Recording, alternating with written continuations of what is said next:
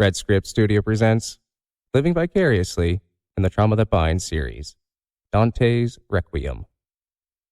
Caution. The Trauma That Binds series contains mature subject matter that may not be suitable for all audiences. Listener discretion is advised. Hello, Podcast Nation, and welcome back to another episode of the Trauma That Binds series, a segment of Living Vicariously. Today, we have an amazing guest and personality to speak with. Stand-up comic and CEO of Golden Artist Entertainment, Dante Rusciolelli. Dante has been in the show business for over 25 years, even competing on NBC's Last Comic Standing. So just one moment while I get Dante on the line.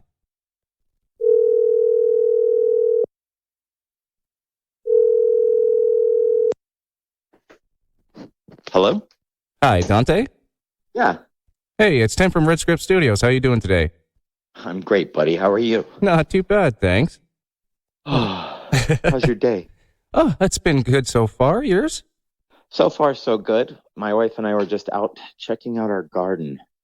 Oh, what are we planting today? Well, nothing today, but so here's what's out there. We have squash, zucchini, watermelons, cilantro, I don't know what else. Lettuce, kale, tomatoes. So just a bunch of every produce you can, right? We're trying. We are trying. You know, what if COVID hits again or something weird? Who Oh, knows? let's not hope so. Come on now. I know. Let's hope not. It's good to talk to you again there, Dante. We had a good conversation last week there, and then you had a comedy show in Victorville. How was that? It's Victorville. So if you guys don't know Victorville, it's this desert town, but I'll tell you what, it was one of the funnest shows I have done in forever. I got there and when I first got there, it was empty, right? And it's almost 8:00. And the guy goes, "No, it says 8, but everyone shows up at 9." And he was right. All of a sudden it's packed at 9 and it was a great show and I had a lot of fun. Thanks for asking. Perfect. No, so I'm glad it was a good show, even though that it was kind of a slow start there, that nobody showed up. But now that we got you here, Yeah, it was a little nerve-wracking at right? first. Like you could show up, nobody's there. It's like, do I even have a show to do now? Exactly. I was a little worried, yeah. How we got connected there is you had made a post on one of the Facebook groups that I was a part in, and I had sent you an email, and you responded to me, and I'm grateful that you did. And we had, like I said, a great conversation last week, and you told me about some of the significant traumas that you went through, and we'll get to that. But how about we just start by you sharing a little bit about yourself to the listeners, and what got you started into comedy? Well, good question. So when I was about 7 years old, I grew up on a Navy base called China Lake in the middle of nowhere, California. It's really like out in the middle of the Mojave Desert, surrounded by the Sierra Nevadas. And my dad was in charge of the visits, and I had been able to see, people like Ray Charles. And then one day he said, "There's this improv group coming to town." And I had wanted to be a comedian since I was little. And he said, "You should go see it." So I took my little friend Jared, and we went and watched this improv group. And at the end of it, it inspired me to say to him, "We should do stand-up comedy. If these guys can come to our town and do it, why can't we?" So we wrote some jokes, and he and I performed it at our little talent show. And then they sent us to all the classrooms, and then we did it in our backyard. And then it was over. My whole career was over until I moved to San Diego, and then they had a real comedy club. So at 14, I got back into stand-up, and I've been doing it ever since. Oh, that's perfect. So it's always just been something you've always wanted to do since you were young then, and you just followed that dream.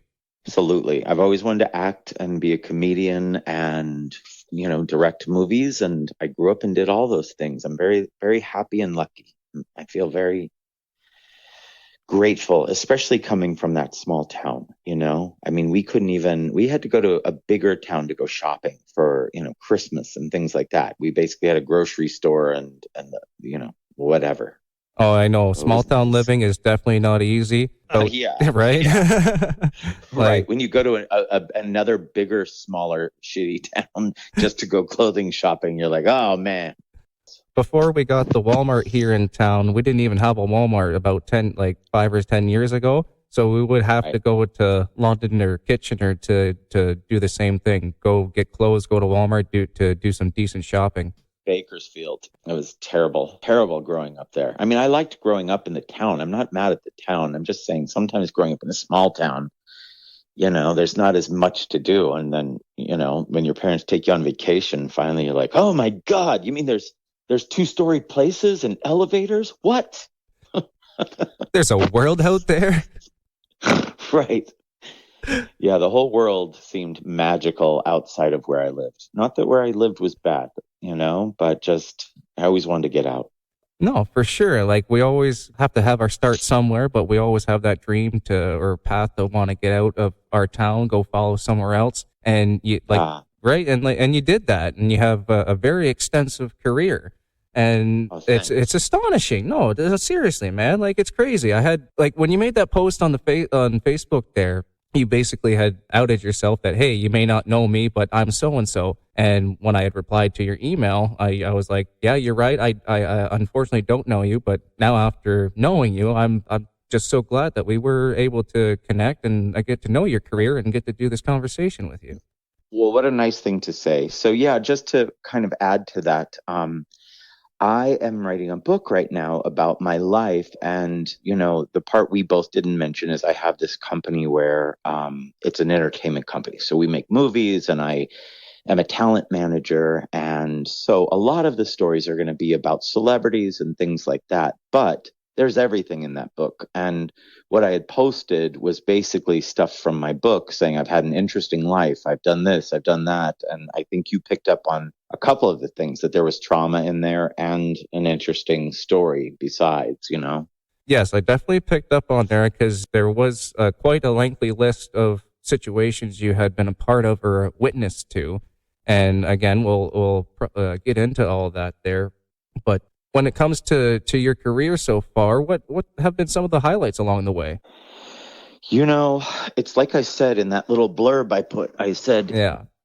I wrote 30 amazing things and I said, you won't believe me, but these aren't even that significant in the book. And I kind of feel like that's how my life is every day. It's like people say, hey, do you remember when you and this guy and this famous person and that famous person, you guys did all this? I'm like, no, I have no idea. And they're like, well, it happened. And I'm like, really? That happened? And yeah, here's pictures from it. I'm like, I didn't even remember.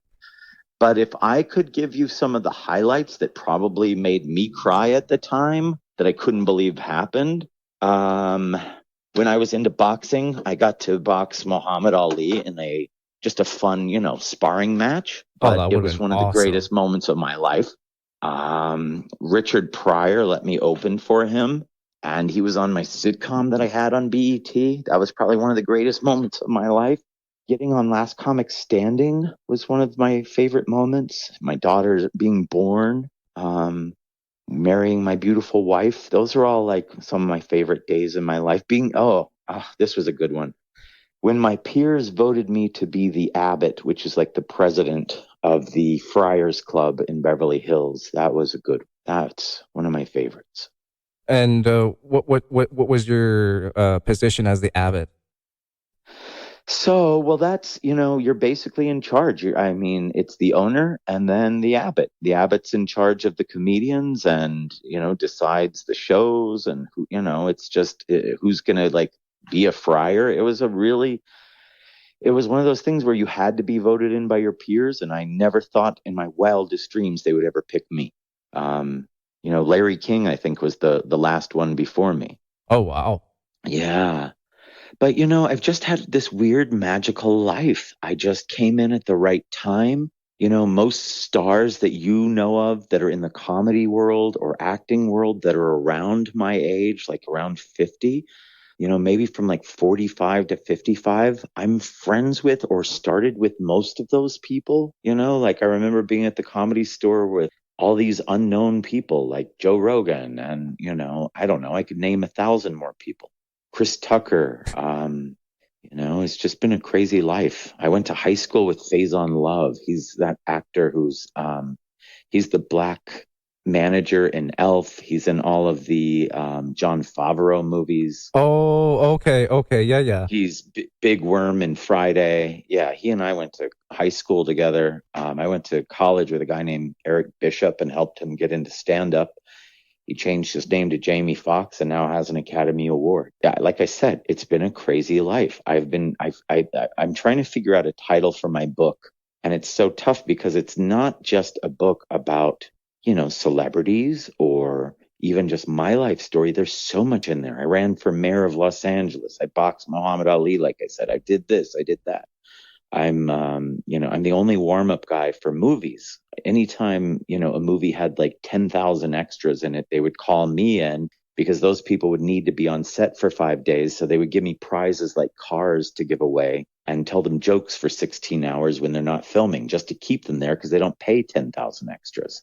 They pay like 100, and then they pay me to keep those extras there. And I did it on like the Batman movies and the Spider-Man movies and the Adam Sandler movies and Seabiscuit and Okay, because when I was reading your IMDb page there, it said warm-up actor, something to the effect with those movies, and I've watched Little Nicky, Man of the House with yeah, right? All those. They're at a football stadium. I'm the guy keeping them entertained all day. That's awesome. I didn't know that was a thing. That's freaking awesome, man. I'm the only person in the world with that job. That's crazy. Yeah, it's crazy. That's crazy. So that was another way I got to meet tons of people and wrote stories in my book about people. Because just even little things like, I don't think this will make my book, but I'm looking right now in my room and there's some glasses up on the my wife's dresser. And I realized those were some glasses that I got from Brad Pitt one day because I said, hey, Prada donated these because they wanted you and whatever his wife's name was, Angelina Jolie, at the time. It was on Moneyball. They wanted you guys to have these glasses. He's like, why don't you and your wife keep them? I was like, okay.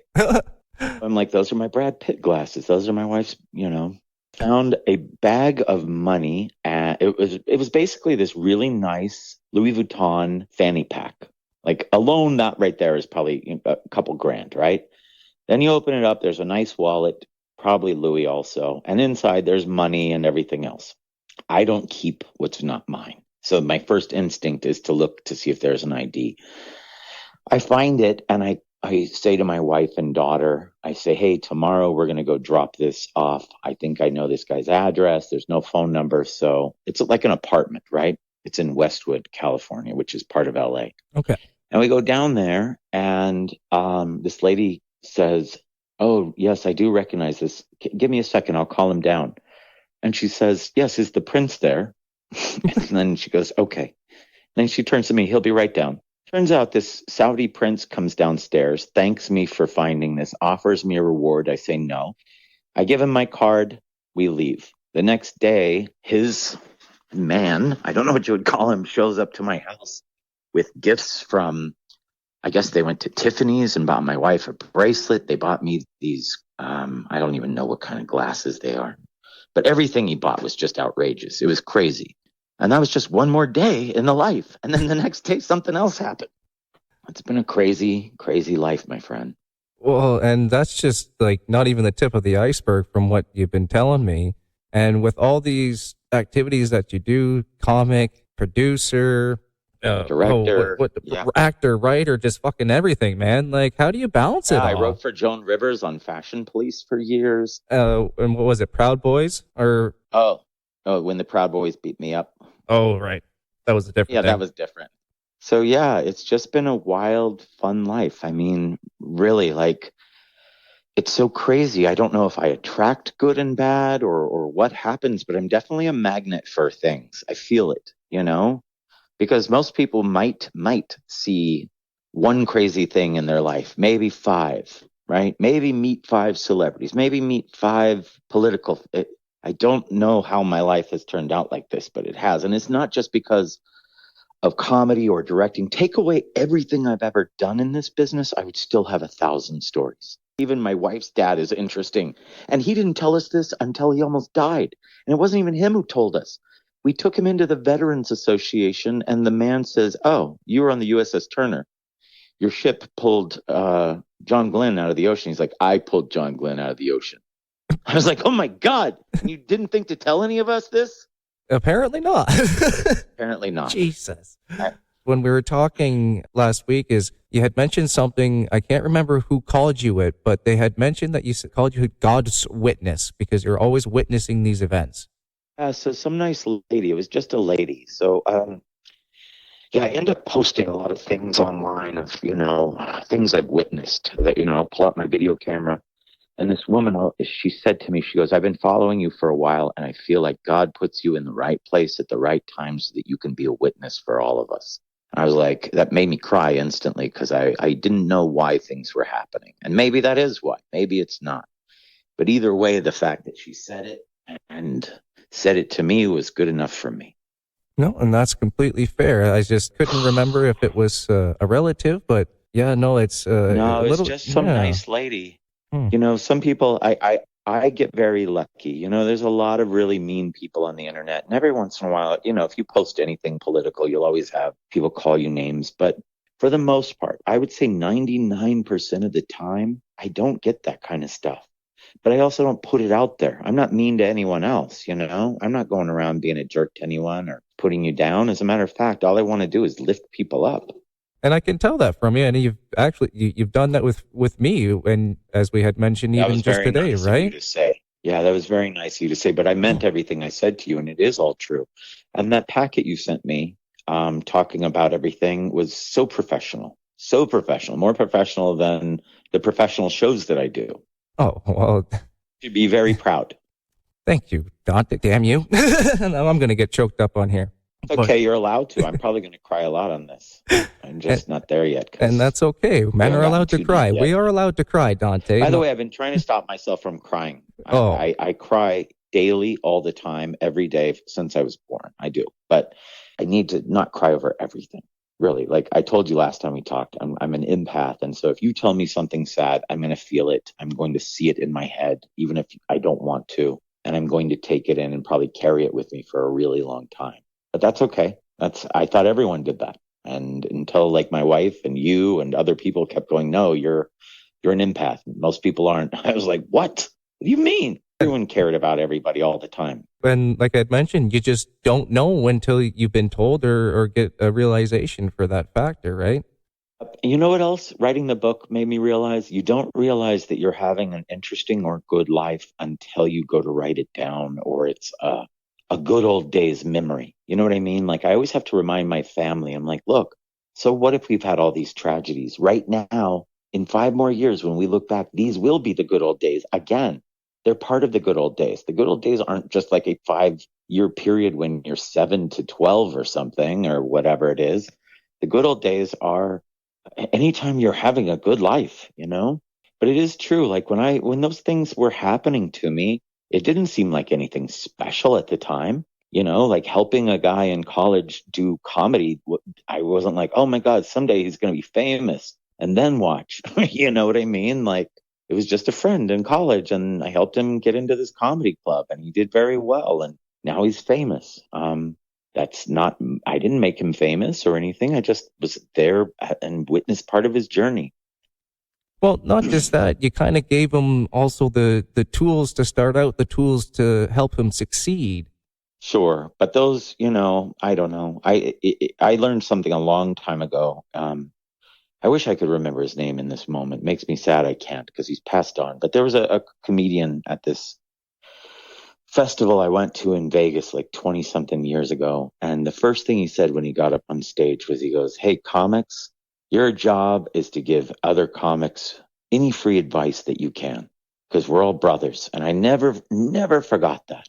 And I thought, he's right. That is our job. Everyone gave me everything for free. No one asked me for anything. Sure, you can go take a class or I can have a class or whatever. But I'm talking about in general. Anytime someone asks me for anything, I just give it to them because it's the golden rule, right? Isn't that how we should all live? And exactly. And you had, I think it was with Tom Rhodes that you say that on his podcast, they had said something towards along the lines of the next generation being our future, and it's up to the previous to help them succeed. 100%.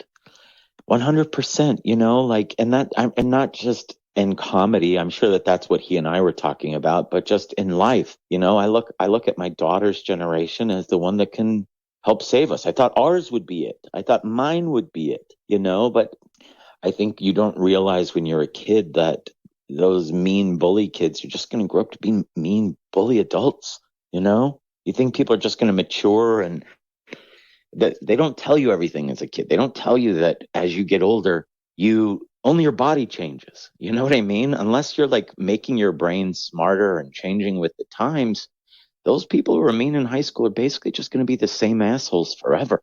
No? And it's nice when you see that they aren't, or that they mature and move on, but a lot of people are, or they get bitter with age, or more afraid with age, or maybe they didn't have anxiety and depression when they were younger because they didn't have bills, and now adults are shaky. But I believe this young generation, they're the ones starting these movements to make things better. And maybe that'll be their job, is just to bring in like the Me Too and this, and then the generation after that will be the ones even better than them. But I mean, that is our job as humans, isn't it? Just to keep getting better, doing better for each other. I mean, I don't get how in 2024 there's still wars.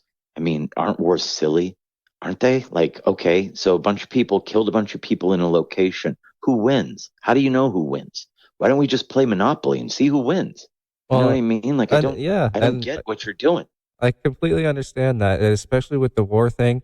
Like Yeah, it comes down to one of two things: the start of wars. It's either religion or politics. always. It's Always, one of those two things, and both will tell you, and it's okay to murder as long as it's in our name. As right? long as it's in Jesus' name or in the government's name, you have a free pass because we said so. Get it? And I'm not trying to make anyone feel bad if you had to fight in war, because that was your job. And look, no one's upset with you for doing it. We're upset with governments for still being so primal. You know what I mean? Like, it is all ridiculous. All No, of it's ridiculous. well, for real. Like people are dying over somebody else's crap, and you Right. know that I've talked about Tim Palmer. He's an Iraq War veteran, and he went through some very, very heavy stuff. And when he told me his stories, my heart just broke for him. And it's just like that didn't need to happen. It just didn't need to happen. Didn't, because how did him being shot or shooting some people change the world? It didn't. It just went on and on until the politicians decided to stop it. Really, it just caused human suffering. And if we want to go even further, why do we send our children to war? Why aren't we sending, me, you? I don't want to send my daughter who's 20. I don't. Send me. Really, I'm super strong. I'm capable. Why do we send our children? I don't get it. We don't even allow them to drink until they're 21, but we'll send them at 17, 18. Like, give me a break. Well, and then World War II, ages 16 or 16 to 18 conscripted. Right. I saw this sad picture yesterday. It was this tree that had grown very big. But in 1914, I think it said, some kid had strapped his bike to it and went off to war. And the bike looked like something that, like, it didn't even look like a teenager should have been riding it. You know what I mean? Like, it was just such a sad picture because he didn't return for the bike, because now the bike chain is in the middle of the tree. That's how big this tree is. Oh, And okay, this I bike actually is I just think like I've seen sticking that out of same the tree picture. now. Yeah, and it's But what just a powerful heartbreaking. picture. Oh, right. Like, and it's just and it just goes with like the passage of time and the fact that when someone leaves and you just don't know when they're coming back, and it's just again if it's for somebody else's benefit and no, but at the end of the day, there is no benefit. Right. All you did was murder people on both sides, and then the politicians said, we're done. No war has ever been won by us destroying an entire country or race of people. It's just we kill until the other side says, okay, I give. It's just terrible. It's just terrible. And sending children to me is the worst, though. It really is. Like, it's unconscionable. Unconscionable. We make movies and put in 30-year-olds because we're too afraid to show people what it actually looks like. If we actually showed 18-year-olds out there shooting each other and screaming for their moms, how many people would be sending their 18-year-olds? Yeah, I never thought about it that way. That's a good point, man. Yeah, man. It's like, well, one of my credits is they say after Bob Hope, I've performed for more U.S. troops than anyone. Like, I go everywhere. I've been to war zones all over the world, and you're seeing children, man. I'm going there and I'm seeing kids younger than my daughter, and my daughter seems like a little girl and she's only 20. And I'm not putting down anyone who's in the military. Everyone in my family was military, and they all went in at 17 or 18, and they all look like men in their photos, and they felt like men when they did it. But the truth is they're not. They're just developing, and that's why they're being sent. That's why. Is because you can tell them to run into this foxhole and shoot people because they're kids and they'll do whatever you say. But we got to change it, man. It's all silly. None of it's good. No, and then it's again, it's up to folks like you, it's up to folks like me to try and get this to change. And it's just by talking about it, trying to get to see that we're all the same. So. Like there's right, we're all the same, right? And even disagreements over political figures and things like that. People are like, oh, well, we got to go to civil war over it. Really, is that what you want? Civil war? Because in people's heads, they're thinking, we'll just kill the political figures that we hate. Yeah. Well, have you thought about the part where you look out your window and you see your neighbor's daughter who's 14 that you grew up, watching her grow up being raped by people in the street? Because that's what civil war is. And then they shoot her and leave her dead there. And you or whoever else is going to have to move her. And that's what they're cheering for. And it's like, you don't think about what real war is. People just think about who they hate and wanting them gone. Anyway. So that's just my 2 cents, man. And it has nothing to do with the U.S. military or I'm talking about all militaries. We need to stop sending children, and we just need to stop war. War is dumb. There's other ways of dealing with things. There are. No, and you're absolutely right. And I hate to say it, but the only technically good thing about war is the technological advances it has brought. But at the same time, it has brought the same amount of devastation, and it's just, I don't know, is it worth the cost? Right. But yeah, you're so right. Who knows? Right? Humanity's terrible. And this is why I appreciate you, because you're so forthcoming with stuff. You like to give, you like to make people laugh. And what did you say to me that you like your purpose in the moment of comedy is to make them laugh, right? Yeah, so it's like a lot of comics will say to me, the whole reason I got into this is I want to make people happy and blah. And sure, I mean, that's always part of the goal, but it was never my goal. My goal was always to make people laugh in the moment. I heard something a long time ago when I was young, because I always knew I wanted to be a comic, so I would study everything. And one of the things that stood out was when they said, during the war, Charlie Chaplin became a giant comedian because he gave people an hour or two to get away from their problems. And so I've always thought of my act as that. And I try not to make my act political, even though maybe I've got political opinions on Twitter or whatever. When you come see my show, I don't do that because, or talk about cancer, or talk about anything that's going to take you back to your life and go, no, you know what I mean? Because that's not why you came to my show. My shows are just pure fun. They're pure fun from beginning to end. If you saw them, 10 shows, you'd go, oh, I see the trick. But if you saw it once, I'm like a magician. I talk to the crowd a lot, and they're like, wow, how did you make up half of that? And maybe I did make up half of the talking live in the moment. But a lot of it is steering the answers in the direction I'm looking for, like a magician. You know what I mean? Like I have an answer for whatever you're going to say. I've got a funny answer for it already. And then if something happens in the moment, I also have more for it. But for me, that's comedy. For me, is just bringing people joy without having to concentrate on it. For me, it's taking away the pain rather than bringing them joy. Forgetting it. I'm like a drug for 2 hours. That's all I need to be. It saves lives. Ask any comic. Every comic has at least one story where someone walks up to them after a show and says, tonight was the night I planned on killing myself. And I said to myself, go to a comedy show, get some laughs. If you still want to do it, afterwards you will. And we all have that guy who's come up to us and said, tonight you saved my life. Every comic I know has that story. You're absolutely right, because some of the comics that I've seen have similar stories. The one that I come to think of, his name is Steve Hofstadter. I think I know Steve very well. Okay, right now, again, it's crazy to me that we can talk about these people as if we've known them for a long time just by basing their career. Me, it's a little different because you actually know these fucking people.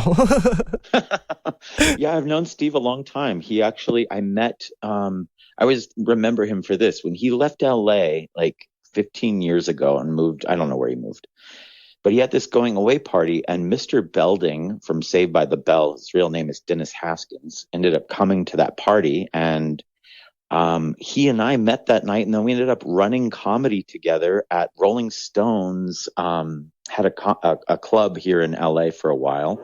But yeah, he became like my booking partner at this club for a couple years. No shit. But I always think of Steve Hofstetter for that. He introduced me to him, and it was a good relationship. That's all. Wow, that's crazy. Anyway, what about Steve? He had a similar story about. Yeah, I think he had a similar story where he was explaining at a night that somebody had come up to him and he's like, Steve, I just wanted to thank you for doing your shows and what you do, because I was in a really dark place. I had was thinking of killing myself, and next thing you know, I came across your video. I laughed my ass off, and then that was it from there. I didn't want to do it anymore. So something to that effect. It's been a long time since I seen that video, but I wholeheartedly believe that Steve has a similar experience.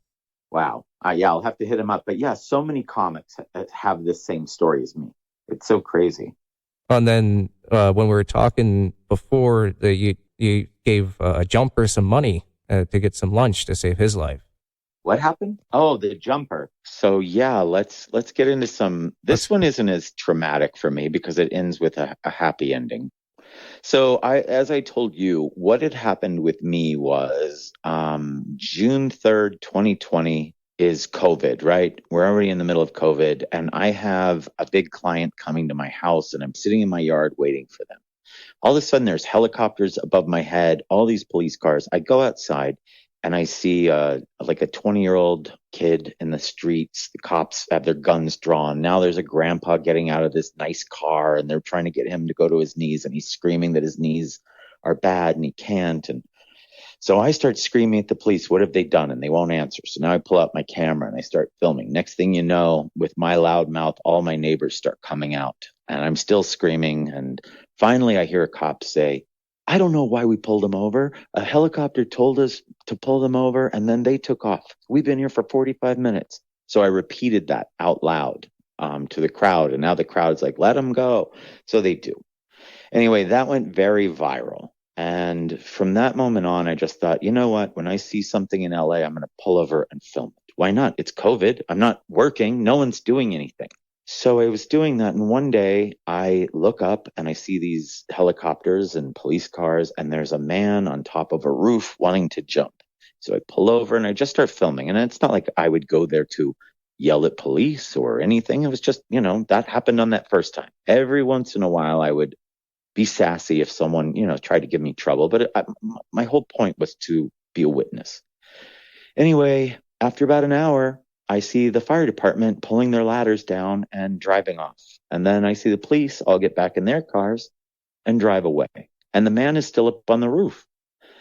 So his friend, who I keep hearing talking to the police earlier in the day saying, he's my friend, blah, blah, blah. I walk up to him and I said, hey, why don't you tell your friend I will buy him lunch for both of you and beers, and you tell him to come down. If he wants to go up there and kill himself after beers and lunch, he can. So we convinced him to come down, and we saved his life, and he didn't kill himself the next day or that day or any other day, as far as I know.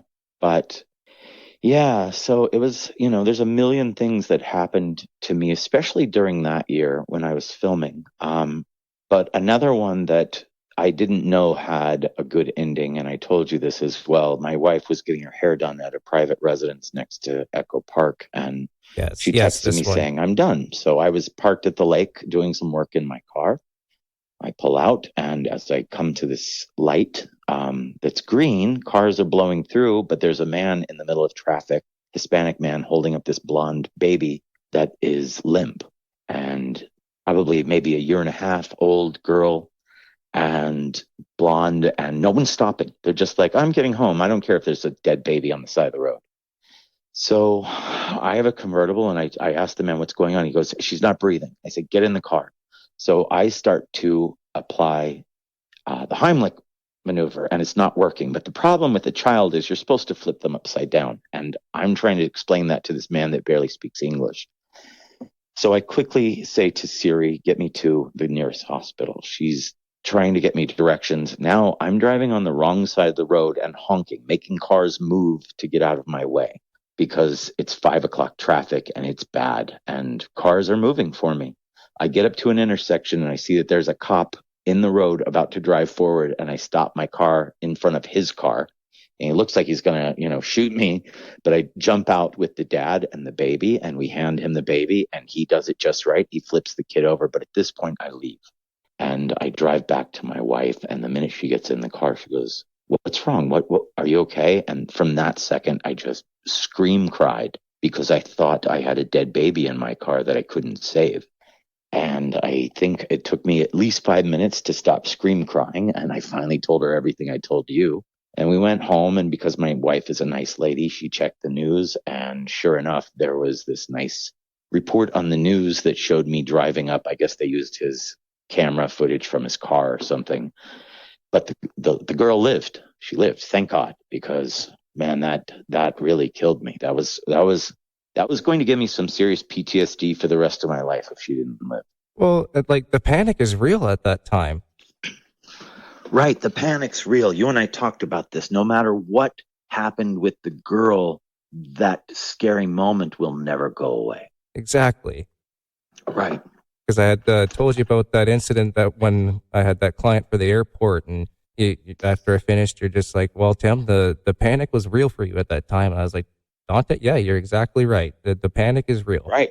The panic is real and it doesn't go away. It's like the story I told you where my daughter was missing in a grocery store for 15 minutes, even though I was calling her name loudly, running through the place, and they were announcing it on the speaker.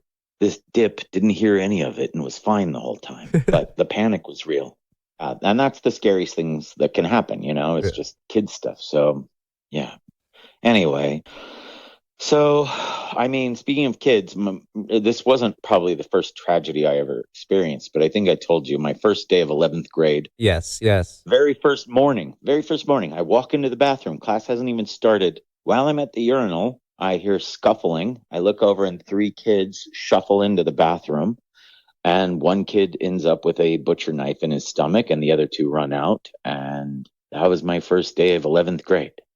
And they didn't supply me with a counselor. They didn't even ask me about it afterwards, actually. Just go to class. I'm sure the kid will be fine. Who knows if he was. I didn't have words for that story then. I still don't have words for that story now. Jesus Christ. I know, man. I don't know. Yeah, it's weird. I've had, I've seen things like that, and that doesn't give me PTSD. It doesn't. I got bad PTSD, I think, for a couple of years after I saw a friend get shot that I told you. I ran comedy at something called the Canoga Park Bowl. And a lot of people, I'm not going to say they started there, but they really were developing their comedy careers there. People like Chris D'Elia, Whitney Cummings, Anthony Jeselnik. This was a hot spot for comics, and it was started in 2003. And in about 2008, I was talking to a porter there named James, and he was this nice, probably 48-year-old black guy. He was their, janitor. And I had known him for years, and we were friends. And I went out into the bowling alley to talk to him during my show, like the show was going on that I produced. Right. And he said, I have to take this trash out. I'll be right back. So I stood there waiting for him near the door, and I hear 2 gunshots. I run out the door and I see him falling to his knees. He'd been shot in the chest and in the face. And I screamed, and I saw a car drive away, and then people started coming outside, and I saw my wife. And that's when I knew I had to run and hide her from this horrific mess. But we had to stop running comedy there. It turned out that he was killed by a gang. They caught him because a girl who was in the car turned them in. Their initiation was to shoot a black person. So they just decided they were going to wait at the bowling alley till the next black person came out. Didn't matter who they were. And that was that. And we didn't tell our parents about it. We didn't tell anyone about it. She and I just suffered quietly for years. We didn't even have therapy at the time. Thank God we do now. But that was rough. And it's not even, like I said, what gives me PTSD all the time. PTSD is, I have from a million other things, man. A million, including financial stuff. Like I said, when you and I talked, even just going through COVID gave me PTSD. I was in a Yeah. different business from most people. Some people got unemployment for most of that time. Right. Owning your own business or being an independent contractor, we had nothing, nothing. We had to, went through savings and whatever else we could do. I don't even remember how we made it, but that was a scary time for me, at least mentally. Well, then you also had told me the actors writers strike was very, very hurtful towards your financial Well, yeah, I mean, because we had situation, just come out of COVID right? and we were Yeah. just rebuilding our company, which is a entertainment company that we have. And, it's hard to run a business and pay people. And I mean, we didn't miss one payment to anyone. Thank God. Knock on wood.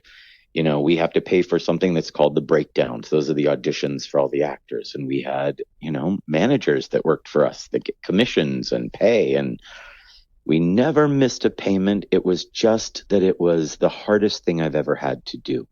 I don't know how we got through COVID and then a 9-month to a year long writer actor strike. It was horrific. It was horrific. Yeah, it was just that gave me terrible PTSD because you didn't know what was going to happen the next day.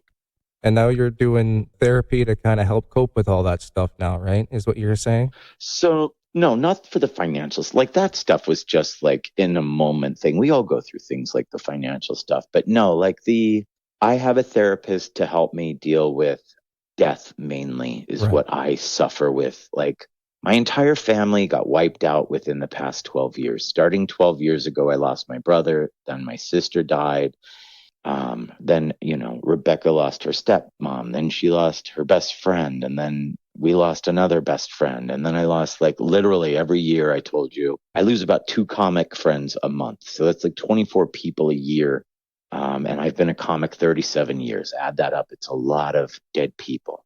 And then, my parents both died and my uncle died and my aunt died. And then my cousins all died. Like I'm down to a sister and 2 cousins outside of my wife and daughter. And I had like 30 people in my family when I met my wife. So it was like we got hit by a nuclear bomb and it's been rough. I'm not going to lie. It would have been rough if it was just one of my parents or both my parents. But to have everyone go, it's, because you don't expect that in your 40s. You don't expect to go, you expect, oh my God, someday when I'm in my 80s, I'm going to be crying because I'll be losing every brother and sister and everyone left. You don't expect it in your 40s. So when it happens, you're like, Jesus, criminy. I don't even have anyone to call to ask what to do. So Yeah. it's tough.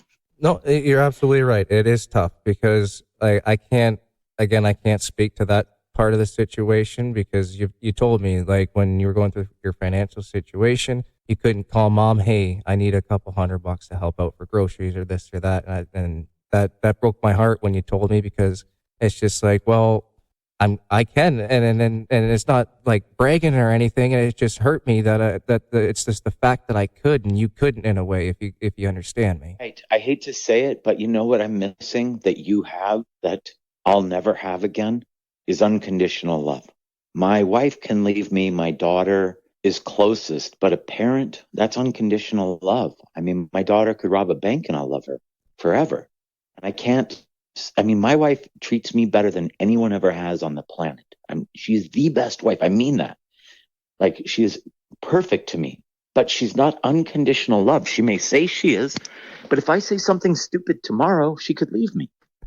The thing I don't have anymore, and I think that was something I realized after going through all of this, was that's what I missed the most, was that mom, dad, you know, COVID hit, then this hit. If you could send me $100 for this, oh, I'll send you 200 because we love you. If you don't have that anymore, it's a scarier world. Because when you're a child, you feel very safe because you're like, well, if my parents die, I've got 50 relatives to go live with. And I love my uncle so and so, and I love aunt so and grandma and grandpa are still alive. You know, if my wife has a fight with me, that's it. Where do I go? I don't have someone's house to go to. My sister and I, you know, we love each other, but we maybe see each other once every 10 years. You know, I would never be like, hey, my wife and I are breaking up. Can I come to your house? So it's a scarier thing to lose everyone. It's hard to explain to other people because it's like you said, you have backup. There's no more backup for me. And That's a Dante, tougher thing. yeah. Huh. Well, I was just going to say, just from the bottom of my heart, I am completely sorry at the loss of that unconditional love. I'm so Oh, sorry, thanks, man. man. No, It's okay. We're all gonna lose it. We all lose it. It's okay. I'm not gonna cry about it or anything or like that.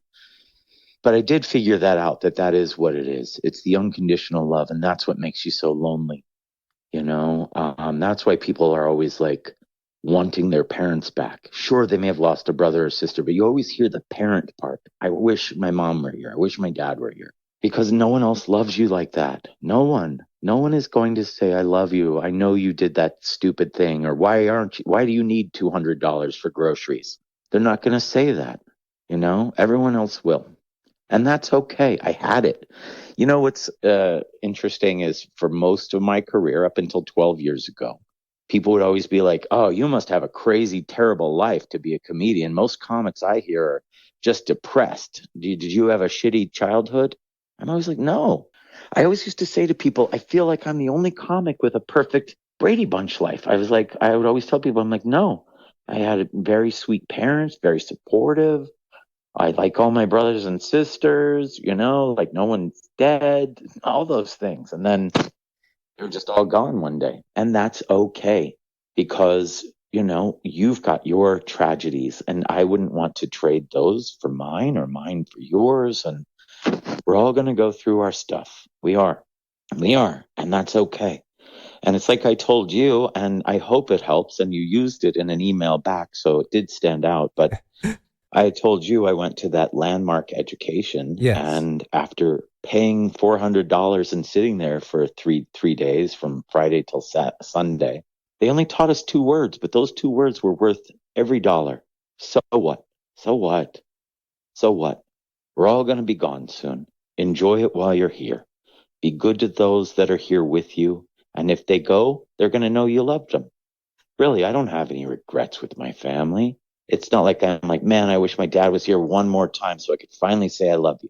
I told that man I loved him 100 times a day. It's just life. It's just life. It's sad, but it's life. And I'm no different than you or anyone else. Maybe my numbers are just racking up quicker than other people, and I'll have less numbers later in life because everyone's already gone.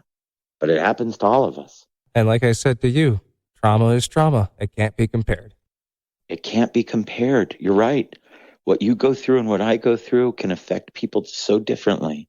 And yeah, I mean, people who get over adversity, man, what a strong people, like my friend Melissa, her poor husband died about a year and a half ago on a weekend. She and I were supposed to perform together, and she really needed the money because she did. And so what happened was we ended up doing a show without telling people that her husband had died the day he died.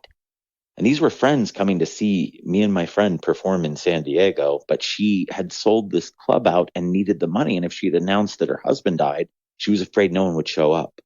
And so we had to pretend that he didn't die and do a show just so she could make her money. And then afterwards, she told everyone. But man, when I start getting down about this or that, I think about this poor lady with her two, 8-year-old kids and 10-year-old kids trying to get by. And she was barely getting by when she had the husband. And now he's gone. And he was a steel worker with a pretty good job. So now my poor friend, I had to finally say to her, because she's just been like, she had to go get 3 jobs to try to survive because her rent's like $3,500. That's just the rent. Oh, Jesus. I said, you need to move back in with your mom. And being a person in your 50s, that's the last thing you ever want to hear. But I think she's going to do it. And there's no shame in that. You lost your husband. And now you're trying to take care of 2 other human beings besides yourself. Yeah, there's definitely no shame in going back home if you can. If you can, that's right. I wish I had a place to go. You're lucky to have that. There is no shame in families living together. None. None. I actually always thought people were so smart when they did that. You'd hear about like immigrant families moving in with their parents, and then all of a sudden, next thing you know, people are driving nice cars and owning things, and it's because kept the rent down, and everyone was working. Like shit like that works out. Well, now, fuck, nowadays you need like 4 to 6 incomes just to stay afloat. Isn't that horrible? Isn't that terrible? Like my wife says it every day. We're in the middle of unconscious capitalism where when I was growing up and throughout most of my comedy career up until 2008, the biggest point of my year was November, December, because that's when all of these giant companies like Pepsi or whatever would have a Christmas party. And also employees liked it because everyone was getting their Christmas bonus. I don't know anyone who says anymore, oh, thank God I just got my Christmas bonus. We're going to build a pool. No one gets a Christmas bonus. You know what you also don't get? A comedian at your party. You know why? Because you don't get a party anymore. All those parties that I used to go perform, I would do 20 a season. I'm lucky if I get one now. That tells me that corporate places aren't throwing parties for their people anymore. They're not giving bonuses. They're not, and it's just sad. It's unconscious capitalism. When you're like worried that you're paying employees too much, that the stock is going to go down, you're doing things wrong. When you're paying one person more than you pay everyone else combined, you're doing things wrong. No, you're absolutely Just right. ass backwards, man. Like when my grandfather had a family of his own, he worked at something called Alice Chalmers in Illinois, which was like a small hardware store, right? It was like, I don't know. It was a chain, but he wasn't the manager or anything. But because he worked at a hardware store in his small town of Illinois, he was able to buy a house, a new car every year, and support his wife and 2 kids who didn't have to go get jobs. I don't know anyone these days where the wife isn't working or isn't at least, having to stay home and take care of the kids, or, you know what I mean? Like, it's just, it's different now. It is different. It's just not the same. I barely know that many people with houses anymore. Or I know so many people in their 50s with roommates, which is a new thing, When I was growing up, you didn't hear about people in their 50s with roommates. It's a different time, and I blame politicians, I blame capitalism, I blame lawmakers. There's a million laws that make this stuff happen, not taxing billionaires, making companies people. All of these things are meant to screw us over. It's the rich getting richer and the poor getting poorer, and we're allowing it to happen. They're like, hey, everybody, we're going to legalize marijuana. Why don't you all get high and we'll just keep screwing you over? How's that? Have you looked up prices to go to Disneyland? Disneyland is called unconscious capitalism. To park there for one day is hundreds of dollars. To take your family there, they are so expensive these days, they set you up now on family payment plans. You want to take your family for one day just to park, no hotel, and take them, you and 2 kids and your wife to the park for the day. It's probably $1,000. And that's if you only want to go on the Disney side. But if your kids and wife want you to go on the California Adventure side, it's probably going to be more. See, and then, like, I've been to Disneyland, 2003, so that was just a family trip, so I had no idea what it cost. But I don't think it might have been that freaking much back then. I hope not anyways. No, I remember back in 2003, I thought it was expensive when they wanted me to pay $75 in each park. And I did for me and my family. And now I think it's like $150 or $200. It's insane. Just for an amusement But again, park. It's not about Disneyland. No. It's about unconscious capitalism. It's about knowing that people only make a certain amount each year, and you want to, and people are like, oh, well, these football players are making, so what? So what? They should. So should actors. Anyone who's being seen in front of millions of people and someone's going to make money off it, why wouldn't the famous people make the money? Don't be mad at people making money. Be mad at the people, like the billionaires who want your money. Like, what's his name from Tesla? Elon Musk. Yeah, I mean, this guy is always like trying to trick people out of their money on Bitcoin. And he's a billionaire. Like the minute he bought Twitter, he was trying to figure out more ways to get more money out of us. And it's like, good for you that you're putting all these things in space and doing that. But people are like, oh, he's doing it to help humanity. No, he's not. No, he's You know not. why he's putting all these satellites in space? Because he wants to have every car on the planet under his satellite system so that when we go to driverless cars, you have to use his system. He's not doing it to be a humanitarian with all these space flights. He needs his satellites to run all the cars eventually so he can have a monopoly on it. See, and that's one thing I didn't think about. The only thing that I really ticked me off about what he did, and people think it was for publicity and this, that, the other thing, and whatever, is when he took his own car, made a rocket, and then sent that up into orbit. Like, what the fuck was the point of that? Yeah, what was the point of any of that? No, and look, I don't hate the man or anything. No. What I was going to say about unconscious capitalism is when you have billionaires still, saying, "Oh, if you pay $14 more on Twitter when it was free, you get editing and this." Like, what? You want $14 a month from people? You're a billionaire. Have you solved world hunger? Because you probably have enough money to do it. If you haven't, why are we listening to you? Well, and then what's the family with the most wealth right now, or has ever been, the Rothschild or something? Probably, yeah. Yeah. Or the Waltons even. Yep. So they have all this money. They have money for generations and generations. And what are they doing with it? Nothing good. Right? Right. Solve world hunger and I will vote for you for president. If you use your money for other things or to try to get more money out of us, you're worthless. You're worthless. Like, why do we give... Here's what everyone listening needs to ask themselves right now. Why do people who are wealthy get extra attention from us like they're celebrities? If someone sits down at your table and they're like, "Oh, that guy's a billionaire," would you stare at him like he's a celebrity? Probably. But why? I saw a great meme about a monkey and it had all these bananas and it said, this monkey has all the bananas. And if this were a person with all the bananas, you would call them rude. But when it's a billionaire that has all the bananas, they're thought of as smart, And it's like, no, you can't even use all those bananas. It's like these billionaires, they couldn't spend every dime they had if they tried, right? I mean, he's building rockets to send his cars into space, and he's not losing any money. No, it just seemed like it was a big publicity stunt, but at the same time, you saying that he's trying to get his satellites up into orbit for his car systems. That could have been part two that he just didn't expose or disclose to the public of why he sent those rockets up in the first place. Right. But again, it's all about him growing even more wealth when at some point you just go, isn't it just gross at this point? Like, what is this wealth for now? You're just taking away more from the bottom. That's all you're doing. And if you're not giving back and you're only asking for more, you're adding to unconscious capitalism. Have you been in a Tesla before? Yes. Okay, so you know that it has to stop at charging stations along the way to wherever the fuck you got to go, right? Yep. Yeah. Yep. Like that's another thing that makes no sense to me.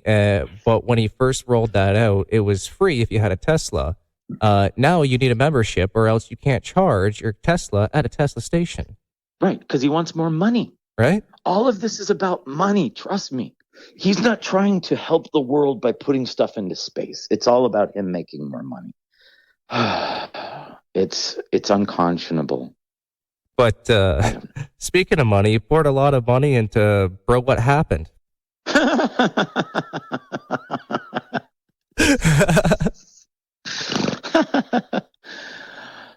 Yes, go on. So, how did that go? Bro, What Happened? Yeah. Was great, honestly. I liked Bro, What Happened. It's a really fun movie. Bro, What Happened is a movie that I wrote with my wife and I directed. And Jamie Kennedy is in it, and Bobby Lee, and a bunch of other really funny actors. And the producers on the movie, so I was a producer, but I wasn't the producer. And the two main producers had a fight, and they took the movie off of the internet. But I'm sure it's out there somewhere where you can torrent it. And I know there was a bunch of real copies out there, but who has a DVD player anymore? But it's a great movie. Yeah, I saw the, I think I was either on your site or on YouTube, or on IMDb. But either way, I saw the trailer or the one scene where you were dealing with some guy, you were you're the drug dealer, and you're holding the gun, and you're slapping him in the face, and I can't quite remember the scene. Oh yeah. But Yes. So I play a drug dealer in the movie. The movie's about these two kids wake up after a party, and neither can remember what happened the night before. One of them wakes up in bed with this naked woman, and he's a virgin, and he's hoping he didn't sleep with her. And his girlfriend is showing up to his campus that day, and he needs to make sure that he didn't do anything wrong. And the other guy has an arrow going through like the meat of his what do you call it, deltoids on his neck, and he doesn't know why there's an arrow going through him, and he has to figure this out. And so it's a retelling of what's happened. And I play a drug dealer in the movie, and my wife plays my drug dealer wife, who's kind of crazy and ends up having to go to the party with these guys. And it's very funny. It's like The Hangover meets Superbad is the best way to describe this movie. okay, yeah, I can see that by what I remember from that scene. It was fucking hilarious. Yeah. That's all I can, like. It was fucking hilarious. Like, I was laughing my ass off. Thanks, man. Yeah, I play a crazy drug dealer in there. Very crazy. Yeah. It's so funny. I never even think about my own acting. I've been in a bunch of movies, and I never tell people to go watch them or think about it. My wife, I'm always like, oh, you should go see my wife's movie, because she's like stars in a million like horror movies, and she's also an LGBTQ icon, because she starred in these movies. One of them we're going to the 20th reunion for on the 15th. It's called Eating Out, and it sounds like it's porn, but it's not. It means just that, going out to eat. Okay. Except it was this movie about these gay men and their female best friends who are like troublemakers that are always getting them into trouble. But the movie was a giant hit, and they ended up making 5 of them, and my wife was the star of all of them. And it's so crazy because, like, we'll meet someone famous from like Drag Race or some other famous LGBTQ star, and they're like screaming when they meet her. That's how popular these movies are. They're a huge cult hit. It's crazy. And then she was in a bunch of horror movies as well as the star. Like, she'll be the one that like stabs the killer at the end and comes out of the house, and it's daylight. And there's a few where she gets killed, but for the most part, she's the one who like makes it, Yeah. the last one out of the house. Well, at least they let her live. And the ones where she dies are also funny. Like a doll kills her in one of them. It's all silly. It's all silly. But yeah, I have to say something, and I hope that this will help people out there. I've done a lot of therapy, but talking to you on the phone the day that we talked for like an hour, just kind of talking about my stuff and then hearing about yours was as important or more important than a lot of the therapy I've done. So what I would suggest to anyone listening, if you have anxiety, depression, PTSD, OCD, blah, blah, blah, everyone does. We've all got something, and just know you're okay. You're going to make it. And talk to people. Even if you can't afford therapy, talk to other friends or start a PTSD group. But there's always hope. And I have wanted to kill myself in the past multiple times, and I didn't ever act on it. And don't know why. So I don't have any real advice there. But the only advice that rings true, and it doesn't sound true in the moment, because I always go, that's not true, as soon as I feel it or someone says it. But it is true. Things get better. They do. They get better. Every day I miss my whole family, but every day it gets slightly better, just slightly. But things get better. Time does heal, and it's okay, and you don't have to go anywhere. This too shall pass. This too shall pass, and it's true. And it never feels like it in the moment. And if you asked me when I'm at my most depressed, I'd be like, that's just not true. I don't want to be here anymore. I don't want to. I'm not okay. But and there's someone out there listening right now who believes that too. They're like, I don't care. I hope I get hit by a car tomorrow. It's okay. You can feel like that. I just hope you don't. Well, and that's it, right? And that's kind of why I had a calling to message you with that email, and we had this great connection here. And my story and everything. It's just this whole podcast, this whole thing is just about helping people and letting them know they're not alone, and that we are here for them whenever they need to reach out. Yeah, man. And, so many people don't even realize, it's sort of like I said, you don't realize something's fantastic in your life until you reflect on it later. some people don't even realize how depressed or bad things are for them right now. And maybe it's time to say, I'm not as strong as I think, and I should go talk to someone. And that's okay. When I was growing up, mental health stuff was shameful. This new generation is so proud of saying that they're on this medication, or they're working on their OCD, or they're fighting their depression or whatever. I'm so proud of them, because literally when I was growing up, it was shameful if you had any sort of depression.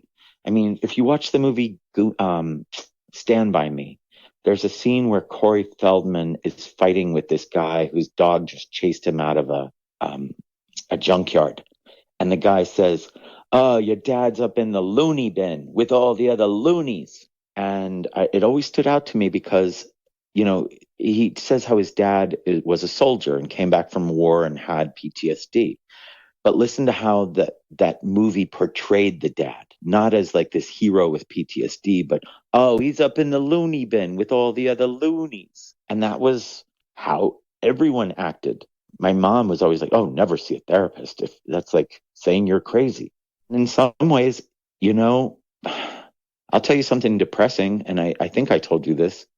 If you're on depression medication, did you know that most life insurance companies won't allow you to get life insurance? We need to change that in America. That you didn't tell me, and that I did not know. That is ridiculous. How depressing. Could not be more ridiculous. Could not be more ridiculous, because having a mental problem doesn't mean like you are going to kill someone or kill yourself or you can't think straight. It means I feel depressed all day, or if I don't walk up these steps, my fear is going to say I might die or my mom could die because I didn't touch every step.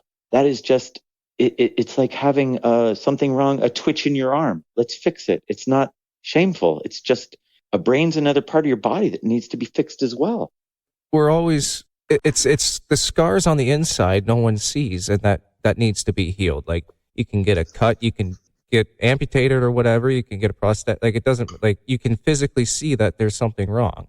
But when you're depressed, when you have a mental illness of sorts, you can't see it. You can't see it. And you can't even describe it half the time because you don't know what's normal. I thought being an empath, I didn't even know being an empath was a fucking word. Sorry for my language. No, I didn't know it was a word. We're good. We can swear all we want there, Dante. We're good. Okay. But I really didn't know it was a word until someone said, "Oh, you're an empath. You're like worried about other people all the time." And I was like, "So are you?" And they're like, "Not really." I was like, "What do you mean, not really?" They're like, "Well, if something happens to him, I can take it or leave it." I was like, "Why?" And they're like, "Because it's not my life."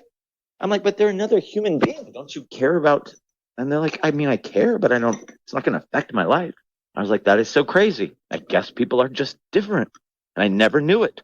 I couldn't figure out why someone could be opposed to, women's rights or gay rights or black rights. And someone else could be like, "How do you not see it?" It's because we're all different. It doesn't mean someone's good or bad. I think our brains are just built different when we come out. Well, it's all environmental too, on how you're raised, on who raised you, and all that type of stuff. And absolutely plays a huge factor, right? Huge. Being taught right and wrong. I had so many kids come over to my house and they go, "I don't mind when your parents correct me and tell me not to put my feet on your this or do that." They're like, because my parents never tell me anything, and at least I know what I can and can't do at other people's houses now. I was like, oh my God, I never even thought of that. But I heard that from so many friends. And I just thought, man, how many parents aren't teaching manners? And apparently it's a lot. Oh, you'd be, well, I guess you wouldn't be surprised, but yeah, no, you'd be surprised. It is quite a heck of a lot of entitlement going around these here parts, unfortunately.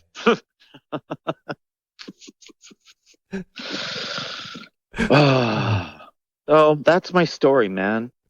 And I'm sticking to it. No, but that's awesome, Dante. This has been, well, honestly, this has been an incredible journey for me as well. Meeting you has been one of the highlight of doing this so far.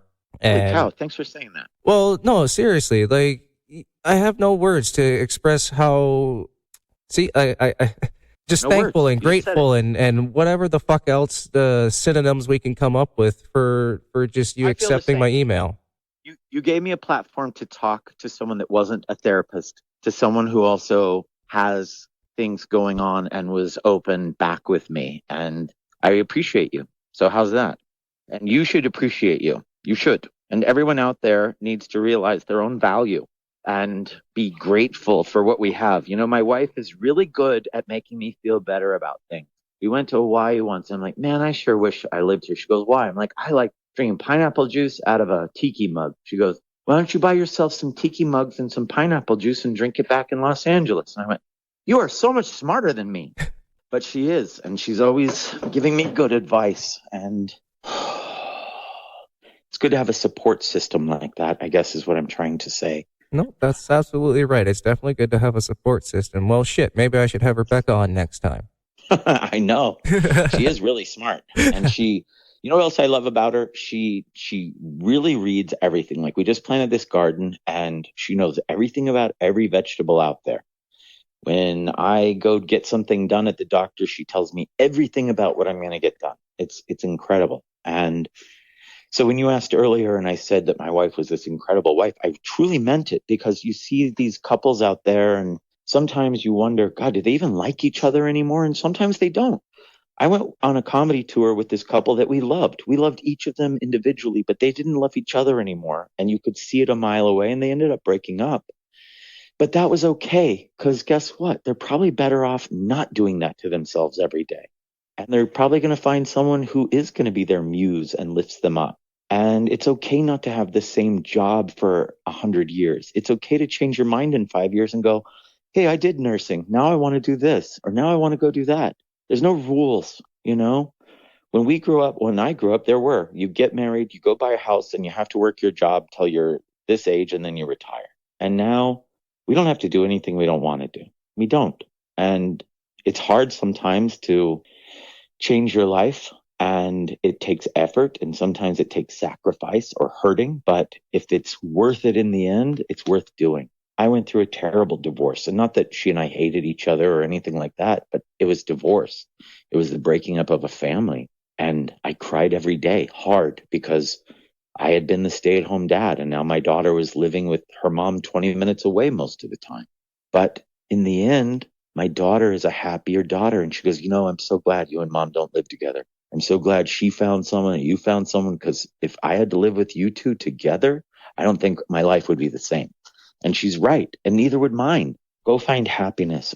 On my body, I have tattooed love, health, happiness, safety, freedom. Love, health, happiness, safety, freedom.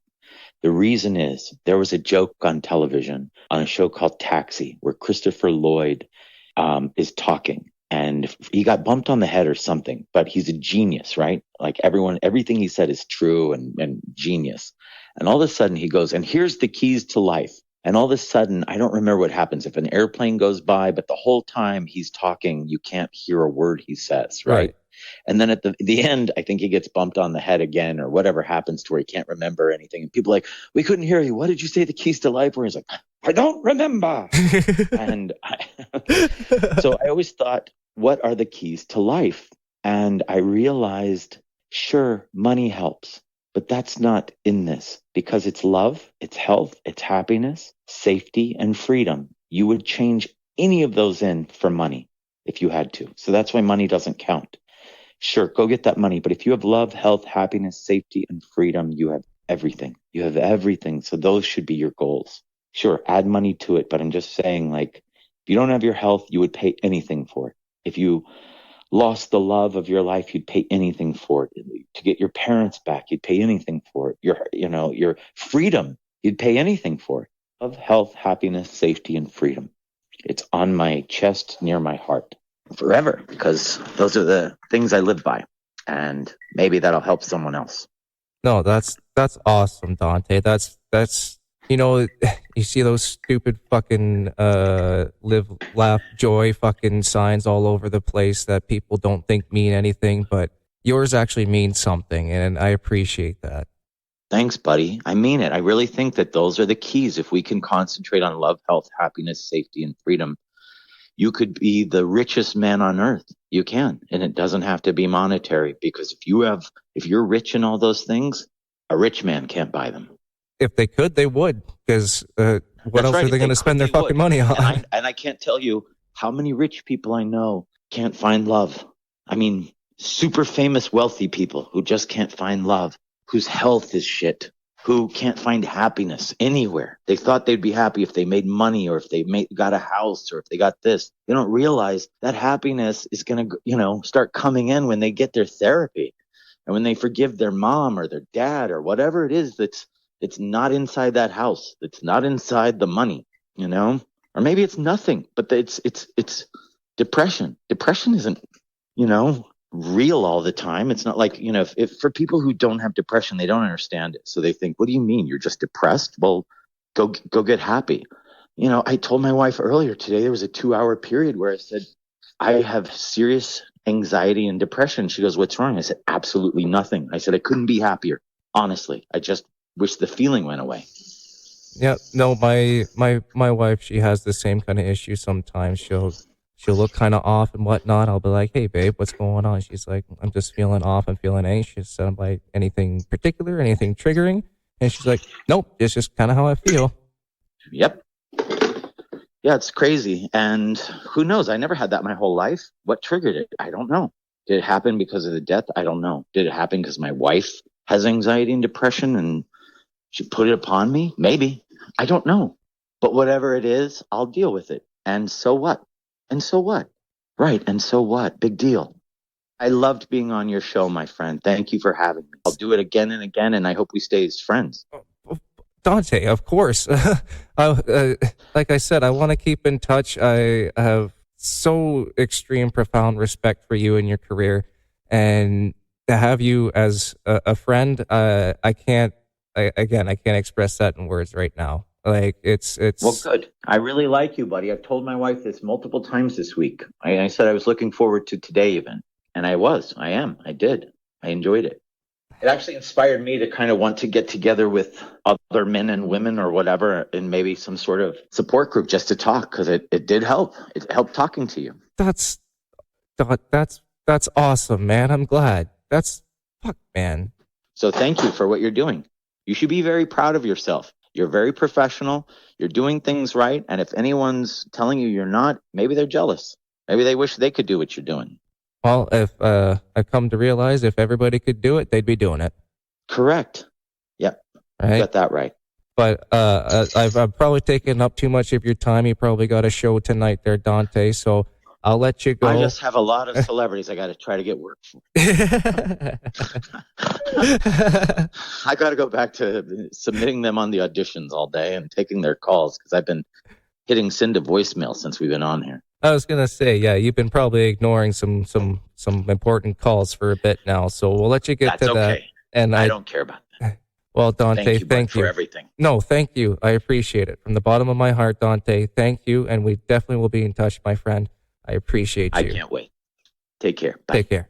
Bye now.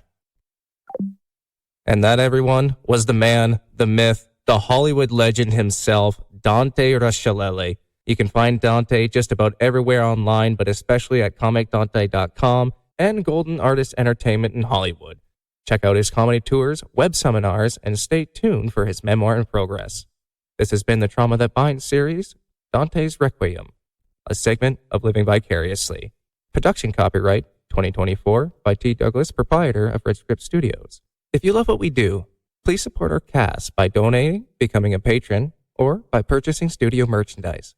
Living Vicariously in the Trauma That Binds series is a non-profit division of RedScriptStudios. If you have a story you would like shared, consider reaching out to the studio. We would love to connect. Until next time.